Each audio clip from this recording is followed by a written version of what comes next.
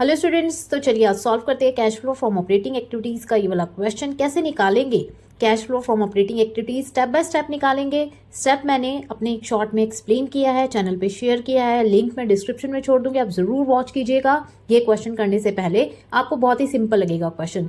देखिए क्वेश्चन में आपको सबसे पहले सरप्लस गिवन है। सरप्लस गिवन होता है तो हमारा जो स्टेप 1 होता है उसमें हम निकालते हैं net profit before tax and extra ordinary items, जिसमें आपका ये मेथड नंबर 2 यूज होगा, जिसमें कि आपको सरप्लस गिवन है।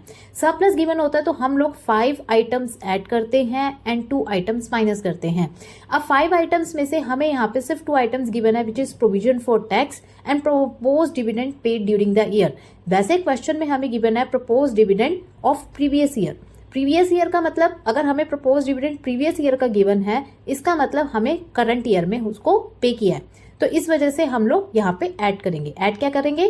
प्रोविजन फॉर टैक्स ऐड करेंगे and propose dividend for previous year यानी करंट ईयर में जो पे किया है वो ऐड कर देंगे। ओके, तो ये आपको तीनों आइटम्स ऐड करने के बाद आपका निकल जाएगा 8,50,000, विच इज आपका net profit before tax and extra ordinary items. जैसे कि मैंने आपको पहले बताया है कि 5 आइटम्स ऐड करनी है, 2 आइटम्स माइनस करनी है। क्वेश्चन में हमें सिर्फ 2 आइटम्स ऐड करने वाली ही गिवन है। ओके, एंड आपका निकल जाएगा net profit before tax and extra ordinary items, जिसको भी हम मेंशन करेंगे वर्किंग नोट नंबर 1, 8,50,000। फॉर्मेट आपको ऐसा ही बनाना है। Okay, calculation of cash flow from operating activity लिखोगे, पर्टिकुलर लिखोगे, अमाउंट लिखोगे।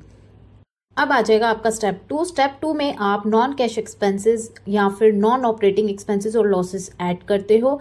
हमें क्वेश्चन में यहाँ पे non cash expenses depreciation given है, बिकॉज इसमें कोई कैश का आउटफ्लो या इनफ्लो नहीं होता है। And loss on sale of machinery given है, विच इज आपका नॉन ऑपरेटिंग एक्सपेंसेस।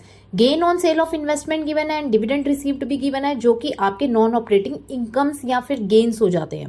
तो आपको एक्सपेंसेस यानी नॉन ऑपरेटिंग एक्सपेंसेस और नॉन कैश एक्सपेंसेस आपको ऐड करने हैं, which is depreciation, loss on sale of machinery add कर दिया और माइनस कर दिया आपने non operating income and gain, which is gain on sale of investment, dividend received. इससे आपका आ गया operating profit before working capital changes. Okay, तो आपका operating capital before working capital changes आ गया 9,94,000। अब देखिए क्वेश्चन में आपकी ये सारी चीजें कवर अप हो चुकी हैं। आपका बचा क्या है? Increase in current asset, increase in current liability, decrease in current liability, income tax paid.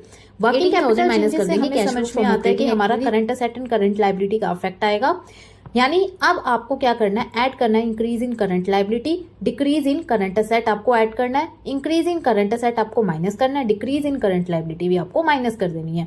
ये सभी आइटम सॉल्व करने के बाद आपका 5,03,000 बाहर निकल के आ जाएगा, जो कि आपका 9,94,000 में से माइनस हो जाएगा, जिससे आपका निकल जाएगा कैश जनरेटेड फ्रॉम ऑपरेशन।